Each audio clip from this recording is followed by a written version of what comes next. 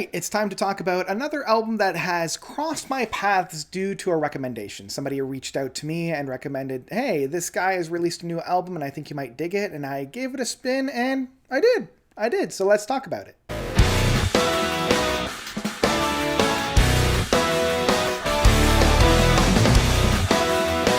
Maze of My Mind by Martin Miller. So Martin Miller is predominantly like a guitarist, prog guitarist. I was trying to find out more information.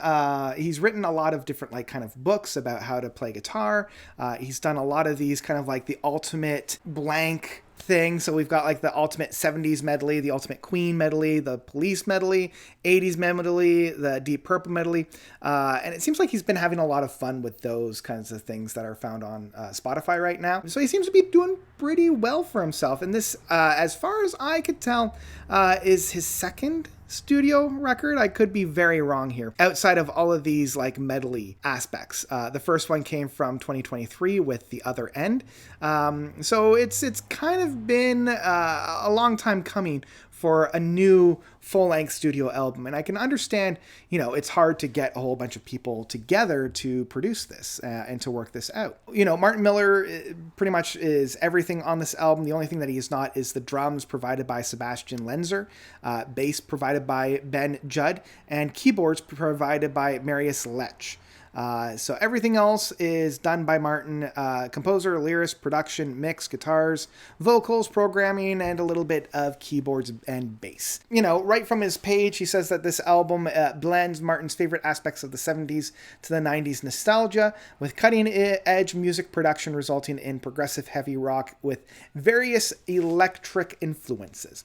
And that's pretty consistent with this. I mean, the production of this album is quite good. Like, you can tell that Martin has a lot of experience behind the mixing and mastering of a record. The production side of things are really, really good. Like, this is something that I love to listen to on a really good pair of headphones because everything sounds incredible. And this album is a quick and punchy progressive rock, more of like a modern progressive rock, kind of in the same vein that like a Spock's Beard, like Ekelin, very similar to like those styles of progressive rock. I always call this kind of like very accessible progressive rock. I could play this for my mom and she wouldn't necessarily wither away in horror for it. The main thing that I love about this album is the structure of this album. It's 5 tracks across just under 40 minutes worth of music, and it's the perfect bite-sized chunk of music for this.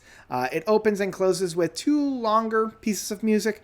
Something New opens up this album at just under 9 minutes, and Compass Beneath the Lights closes this at just over 10 minutes.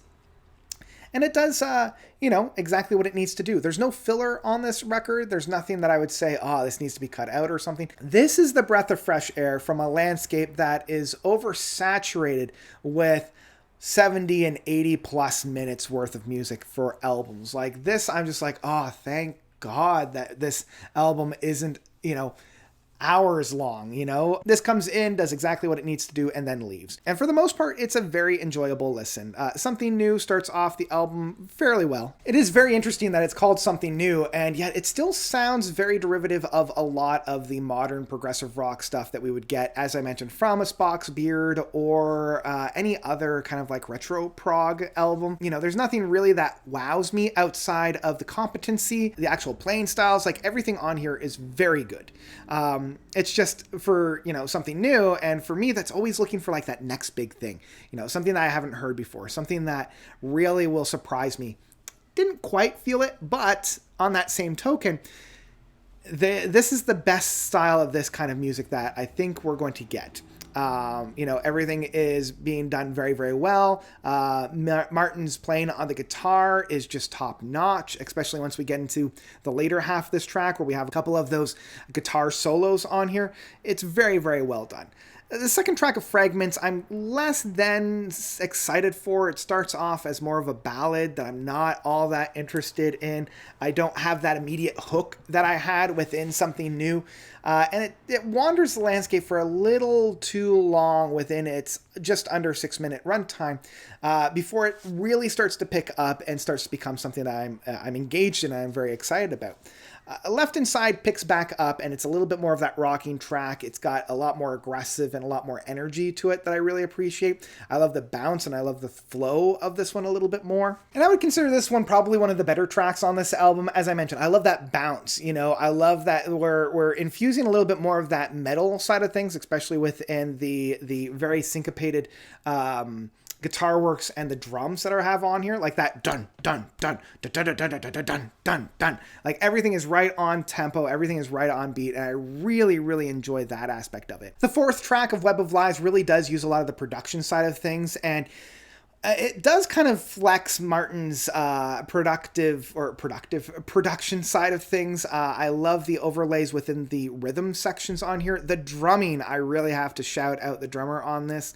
Like his command of the drums really needs to be applauded. Like there's something really special in that sense. Then we come into the last track of Compass, Beneath the Lights, and it does a good job of ending things off. You know, it starts off strong. It has that kind of same energy that we had from the two tracks before it. And it is really a masterclass of how Martin is in terms of, again, composing, producing, and really tying together a track. A lot of this sounds like some of the more proggy moments that we had from a Genesis album like Invisible Touch, like especially from their 80s era of Genesis. And I love the play out that this album ends on. You know, it's very infectious, it's very optimistic, and it just leaves a very pleasant taste in my mouth. But at the end of the day, I unfortunately am just left with that. You know, like I love some of the subject matter on here dealing with anxieties and dealing with how we stop the cognitive spins that I like to call them. You know, Maze of My Mind really is a good nomiker for this album because of just like, especially within the lyrical content of just spinning and not being able to kind of break out of my own mind and always running into like roadblocks or dead ends. But at the end of the day, I will also say that this album doesn't really offer anything spectacularly new for a dry spell within bands like, we'll say, Ekelin and Spock's Beard.